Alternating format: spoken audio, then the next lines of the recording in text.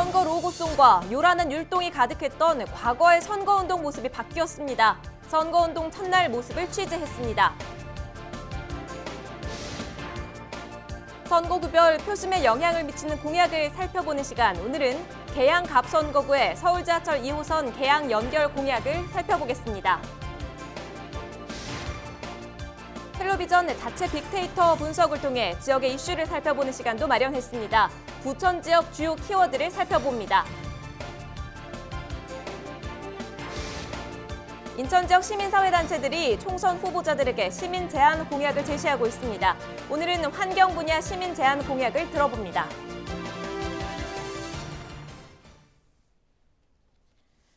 여러분 안녕하십니까? 헬로티비 뉴스입니다.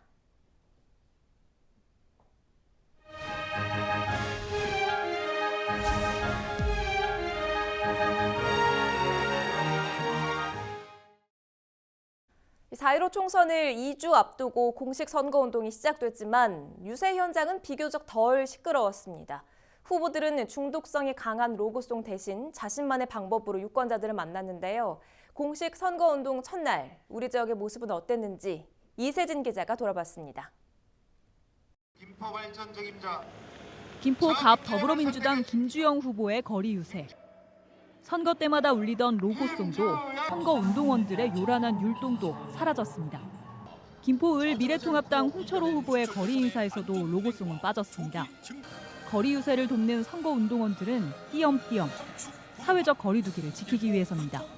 대면 선거운동이 줄어든 대신 후보들이 자신을 알리는 방법은 더 다양해졌습니다. 선거 초기부터 SNS를 통해 유권자들과 활발한 소통을 이어온 김포 갑 미래통합당 박진호 후보. 공식 선거운동 첫날에도 오프라인과 온라인에서 동시에 유권자 공략에 나섰습니다. 김포을 민생당 박채순 후보는 아예 유세 첫날 공식 행사를 모두 취소하고 온라인 소통에만 집중했습니다. 색다른 선거운동을 선보인 후보도 있습니다. 김포을 더불어민주당 박상혁 후보는 유세차를 타는 대신 자전거를 타고 유권자를 만났습니다. 로고송으로 굳어진 선거운동을 바꾸겠다는 의지입니다. 이런가 하면 김포 갑 무소속 유영록 후보는 시청 앞에서 첫 마이크를 잡았습니다. 코로나19 업무로 지친 공무원들에게 인사말을 건네겠다는 취지입니다. 갑자기 찾아온 감염병의 모습도 방법도 제각각으로 바뀐 선거운동. 시민들은 일단 반갑다는 반응입니다. 지금 다 살기도 바빠 죽겠는데 지금 너무 힘들잖아. 경제도 그렇고. 그러니까 조용히 겸손하게 하는 선거가 후보자들한테 좋을 것 같아요. 4.15 총선 현장에도 드리워진 코로나19의 그림자. 깜깜이 선거 우려 속에서 표심을 잡기 위한 후보들의 고민은 깊어지고 있습니다. 헬로티비 뉴스 이세진입니다. 이번에는 우리 지역 총선 후보들의 공약 살펴보겠습니다. 오늘은 계양 갑선거구의 서울 지하철 2호선의 계양 연결 공약을 짚어볼 텐데요. 더불어민주당의 유동수 후보와 미래통합당의 이중재 후보 모두 서울 지하철 2호선의 계양 연결을 제1공약으로 내세우고 있습니다. 취재기자와 이야기 나눠보죠. 이재필 기자, 광역철도 유치는 계양 주민들의 수건이기도 하지요? 네, 맞습니다. 그 계양에 광역철도가 없는 것은 아니에요. 이제 그 공항철도, 계양역에서 연결되어 있는 공항철도가 있죠. 네. 공항철도를 타면 이제 김포공항부터 서울역까지 연결이 되어 있는데 계양 중심 지역이 아니죠. 때문에 그 계양구에 있는 많은 구민들이 이제 광역철도를 신설해줬으면 하는 이런 어떤 희망들을 갖고 있는 그런 상황인데요. 네. 이런 희망이 섞이면서 거론이 된 게 바로 서울 지하철 2호선의 계양 연장입니다. 정확히 말하면 서울 지하철 2호선의 청라 국제도시 연장이라고 말을 해야 해요. 네. 왜냐하면 현재 2호선 그 홍대역에서 부천 원종까지 있는 그 철도 사업이 3차 국가철도망 구축 계획에 포함이 돼서 현재 추진 중에 있거든요. 네. 그런데 여기에도 포함을 해서 인천시가 이 홍대 원종선에 그 인천 청라 국제도시를 잇는 이 사업을 하자라고 해서 현재 추진을 하고 있는 그런 상황인데 이 청라 국제도시까지 연결하는 이 구간에 계양 작전역이 포함되어 있습니다. 예, 이런 상황인데 이번 총선에 나서는 후보들 모두 이 서울 지하철 2호선을 계양으로 이끌어오겠다라고 공약을 하고 있는 그런 상황입니다. 그럼 현재 추진 중인 사업인 건데 가능성이 큰가요? 전망은 어떻습니까? 네, 현재 당연히 기대를 기대는 가져야 하겠지만 확실하지는 아직 않은 그런 상황이죠. 서울시가 양천구에 있는 신정 차량 기지를 청라 국제도시로 옮기는 것을 이제 조건으로 해서 네. 인천시와 함께 해당 사업에 대한 사전 타당성 조사를 실시를 했습니다. 이에 대한 결과가 지난 2월 나왔는데 경제성, 그러니까 BC 값이 1.03으로 나왔어요. 그러니까 이 BC 값이 1을 넘으면 사업을 해도 경제성이 충분하다, 이런 이야기인데 네. 여기까지는 이제 희망적입니다. 그런데 변수가 좀 있죠. 뭔가요? 이 용역 결과에서 신정 차량 기지를 청라 국제도시로 옮기는 것이 효율적이지 않다라고 이렇게 조사 결과가 나온 거예요. 네. 그러니까 차량 기지가 멀어지면 그만큼 경제성도 떨어지고 그리고 이용함에 있어서 서울시에서 이용함에 있어서 효율성이 떨어진다라고 이렇게 분석을 한 건데 네. 이렇게 되면서 서울시 이제 입장에서는 굳이 이제 서울 지하철 2호선을 인천으로 연장하기 위해서 적극적으로 이제 나설 필요가 없어진 그런 상황이 그렇겠네요. 되어버린 거예요. 네. 그러니까 공동 전선에 이제 영향이 생기는 그런 상황인 거죠. 서울 지하철 2호선의 인천 연장은 내년 4월쯤 국토부의 타당성 조사를 거친 후에 국가철도망 반영 여부가 최종적으로 판가름 날 것으로 예상이 됩니다. 그렇군요. 그럼 각 후보들이 지금 직접적으로 어떤 공약을 내세우고 있는지 좀 살펴봐야 될 텐데요. 먼저 유동수 후보부터 살펴볼까요? 네, 유동수 후보 서울 지하철 2호선의 개양 유치를 자신했습니다. 인천시가 이미 신정 차량 기지 이전 없이 홍대 원종선에서 청라 국제도시를 연결하는 방향으로 틀을 잡고 있다라고 강조를 했는데요. 네. 특히 지역 정치권이 인천시와 함께 합심해 서울 지하철 2호선의 개양 유치를 핵심 과제로 추진을 하고 있고 여기에 정부 여당인 만큼 정부 합의를 효과적으로 이끌어낼 수 있다고 자신을 했는데요. 네. 유동수 후보의 이야기를 직접 한번 들어보시죠.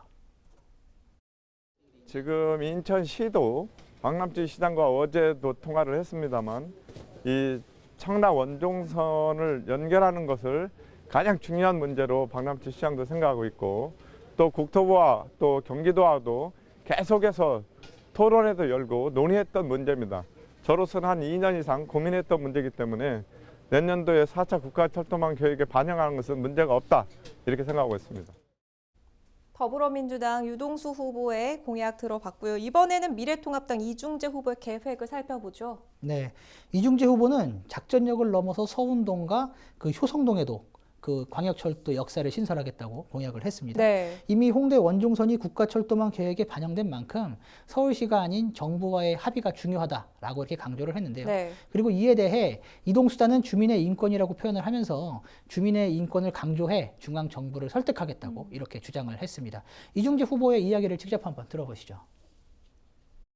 우리 주민분들이 경제적, 사회적, 문화적 활동을 하기 위해서는 이동수단을 제공받는 것은 필수적인 거예요. 그렇기 때문에 저는 이 부분은 주민분들의 인권이다. 그렇기 때문에 중앙정부의 핵심 책무가 뭡니까? 국민들의 인권을 보장해 줘야죠. 그래서 저는 인권 차원에서 이 부분을 중앙정부에 호소하고 설득을 하겠다. 그걸 말씀드리는 겁니다. 서울 지하철 2호선 개항 연장에 대한 두 후보의 공약 검증은 유권자의 몫인 거겠죠. 자, 이재필 기자였습니다.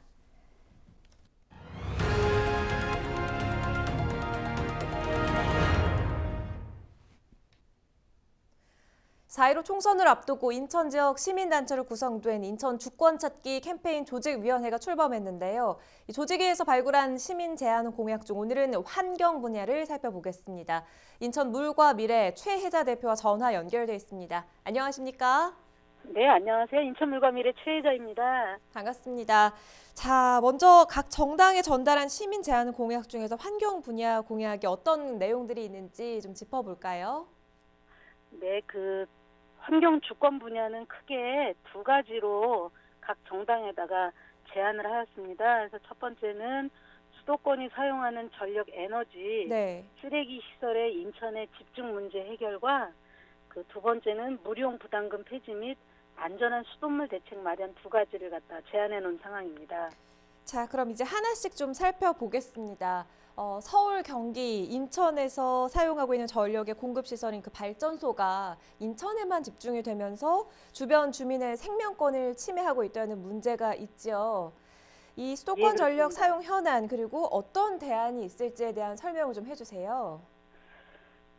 인천에서 생산된 전력의 31%인 한 22,578 기가와트만이 인천 시민이 사용하고요. 네. 나머지 약 69%가 모두 서울이나 경기도 등 수도권으로 보내지고 있습니다. 그리고 영웅화력이 수도권 전력 수요의 25%를 담당하는데요. 인천은 인천이 쓸 것만 생산하는 것이 아니라 그 수도권 지역의 공급지 역할을 하면서 그 전기를 공급해주고 나머지 그로 인한 피해만 인천 시민들이 받고 있는 상황이라서 네. 이로 인한 그 주민들의 건강권이라든가 학령권의 문제가 있어서 이 에너지도 마찬가지로 그 자기가 생산한 지역에서 생산량을 소비를 하고 네. 나머지 부분은 각 지역에서 알아서 해야 되는 게 옳습니다. 그렇기 때문에 그 영화력 1, 2호기에 대한 조기 폐쇄를 갖다 주장을 하고 있습니다. 이 수도권 사용 전력 에너지 살펴봤고 또 서울, 경기, 인천에서 발생하는 쓰레기를 공동으로 처리하는 이 수도권 매립지 이 부분 문제도 있습니다. 2025년에 사용 종료가 지금 예상이 되는데 일부에서는 쓰레기 대란도 우려하고 있거든요. 이게 지금 어떤 상황인지 좀 짚어주시고요. 또 박남춘 인천시장을 비롯한 여야 정치권의 공약이 현실성 있는지 그 부분도 좀 짚어주시지요. 네, 현재 그 환경부와 수도권 3개 시도로 구성된 사자협의체에서 대체 매립지 조성을 위해서 협의를 하고 있지만 환경부가 그 조성 주체가 돼야 됨에도 불구하고 참여 불가 입장 등으로 그 입장이 한 발자국도 앞으로 진전되지 못하고 있는 답보 상태에 있는 상황이고요. 네. 그리고 가장 좋은 방법은 대체 매립지가 선정이 돼야 되는데 지금 현재 대체 매립지를 선정을 해서 설계하고 인허가 거쳐서 조성까지 약 6년의 시간이 필요하다고 볼 때 이 지금 시간이 절대적으로 부족한 상황이고요. 이 매립 종료 공약이 현실적으로 가능하려면 이 대체 매립지 선정과 함께 아니면 각 지자체에서 발생하는 것은 폐기물 그 자체 매립장에서 조성을 해서 지역에서 발생한 폐기물을 자체적으로 처리를 해야 되고요. 그게 안 될 때는 폐기물을 소각하기 위한 시설을 각 지역마다 가지고 있어야 되는 게 필요한데요. 지금 총선에 나서시는 분들이 2025년 쓰레기 매립장 종료에 대한 공약은 내세우고 있지만 네. 각 자치단체의 소각장 설치는 반대하는 공약을 내걸고 있습니다. 그렇기 때문에 이것이 그 매립지 종료가 2025년에 이게 성공을 하려면 지금 총선에 나온 후보자들이 지역 이기주의에서 벗어나서 큰 틀에서 인천의 쓰레기 매립지 종료라는 큰 틀을 실현하기 위해서는 자체 그 지역구의 소각장 설치가 반드시 필요합니다. 6년이라는 긴 시간이 걸리는 문제이니만큼 좀 속히 진행이 돼야 하겠고요. 자, 그리고 초미세먼지 주범으로 지목이 된 영흥도 석탄 화력발전소 1, 2호기에 대해서 지금 환경단체에서는 폐쇄 시기를 좀 앞당겨야 한다 이렇게 주장하고 있는 거지요? 네, 그렇습니다. 그 문재인 정부 출범하면서 미세먼지를 국가적 의제로 설정을 하고요. 네. 30년 이상 노후 석탄 발전소 10기를 임기 내 모두 폐쇄키로 하였고 여기에 이제 영웅화력 1, 2호기가 포함이 되었는데요.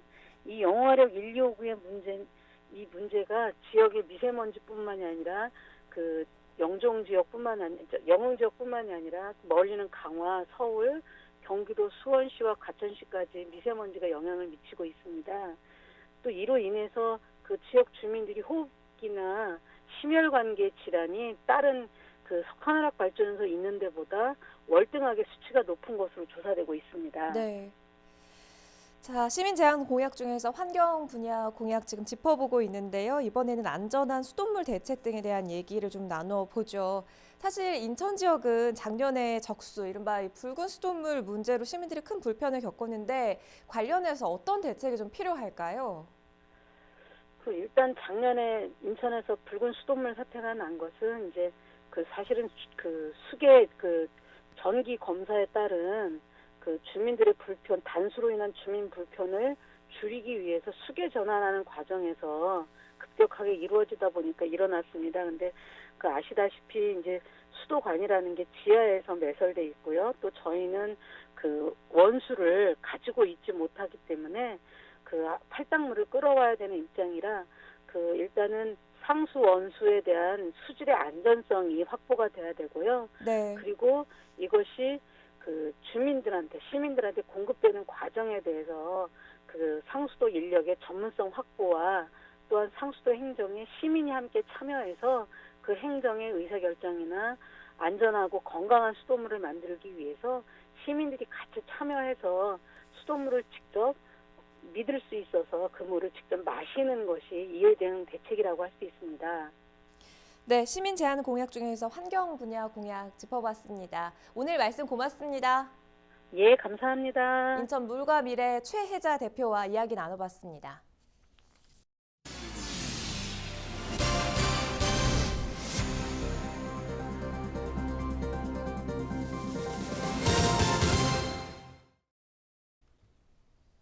각종 언론 매체에서 다뤄진 우리 지역의 핫 이슈를 빅데이터 분석을 통해 알아보는 시간, 빅데이터로 보는 지역 이슈입니다. 경기 부천 지역의 주요 이슈 키워드, 이정하 기자가 정리했습니다. 경기 부천 지역의 주요 이슈 키워드 지금부터 정리해 보겠습니다. 부천 지역에서 관심이 있었던 주요 내용인데요. 코로나19 확진자가 최근 부천에서 다수 발생했던 만큼 지역에서도 코로나19와 관련된 관심 키워드가 다수 보입니다. 다음은 부천 도심의 고질적인 문제로 매번 지적되는 미세먼지와 폐기물도 주요 키워드로 올라와 있습니다. 다음은 지하철, 교통수단 확충 등 신도시와 관련된 이슈도 보입니다. 그렇다면 이런 키워드가 최근 언론 매체에서는 어떻게 다뤄졌을까요?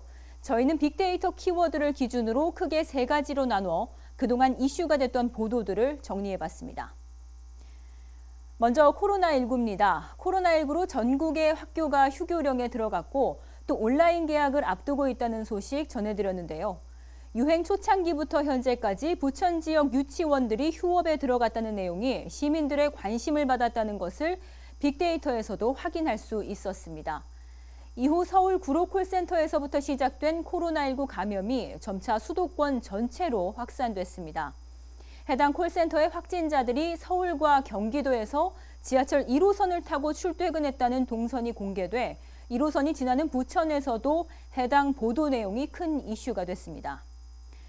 또 경기도에서는 성남 다음으로 부천이 코로나19 확진자가 많은데요. 특히 구로 콜센터에서부터 시작된 지역 감염이 부천의 한 교회로 확산돼 확진자가 대거 발생하면서 2, 3차 감염 우려가 현실화되기도 했습니다. 다음은 미세먼지 키워드 보겠습니다. 미세먼지 제로 도시 꿈꾸는 부천이라는 헤드라인에서도 확인할 수 있듯이 부천 도심의 고질적인 문제로 미세먼지에 대한 우려가 이어지고 있습니다. 특히 지난해에는 부천 대장 신도시가 정부 3기 신도시로 지정됐습니다. 그러자 대장 들녘이 사라질까 걱정하는 부천 시민단체들이 나서 신도시 철회를 촉구했습니다. 이 밖에도 부천시에서는 현재 심각한 미세먼지에 대한 대책으로 전기자동차를 구매하는 시민들에게 최대 1,400만 원의 보조금을 지원하고 있습니다. 이 보도 역시 시민들의 큰 관심을 받고 있습니다. 끝으로 신도시 그리고 교통망 확충과 관련된 내용입니다. 앞서도 나왔듯 부천 대장동이 정부 3기 신도시로 추가 지정됐는데요. 신도시 효과에 따른 광역교통망 확충이 시민들의 관심을 받고 있습니다. 특히 간선 급행버스, BRT의 체계를 한 단계 더 발전시킨 새로운 교통대책으로 SBRT, 즉 슈퍼 간선 급행버스 체계가 떠올랐습니다. 여기에 더해 서울과 인천을 잇는 SBRT 지선이 만나는 부천 종합운동장역의 복합환승센터가 교통중심지로 새롭게 부상할 것으로 전망되면서 이목이 집중되고 있습니다. 지금까지 빅데이터로 보는 지역 이슈, 부천 지역 살펴봤습니다. 헬로티비 뉴스 이정하입니다. 날씨입니다. 금요일 아침 기온 6도로 시작하겠고 한낮에는 14도가 예상됩니다. 미세먼지의 걱정 없이 공기질도 양호하겠고요. 포근한 날씨가 이어지겠습니다. 맑은 하늘 아래 일교차가 크게 나는 전형적인 환절기 날씨가 이어집니다. 낮에는 온화한 볕이 퍼지면서 기온을 크게 끌어올리겠고요. 해가 지면 기온은 다시 금세 떨어집니다. 요맘때는 건강 잃지 않도록 각별히 신경을 쓰셔야겠습니다. 전국 대부분 지역이 맑겠습니다. 당분간 뚜렷한 비 예보가 나와 있지 않기 때문에 건조함은 더 심해지겠고요. 바람까지 강하게 불면서 대형 화재 위험이 높습니다. 불씨 관리를 꼼꼼하게 하는 편이 좋겠습니다. 이상으로 뉴스를 모두 마칩니다. 저희는 언제나 여러분 곁에 있겠습니다. 시청해주신 여러분 고맙습니다.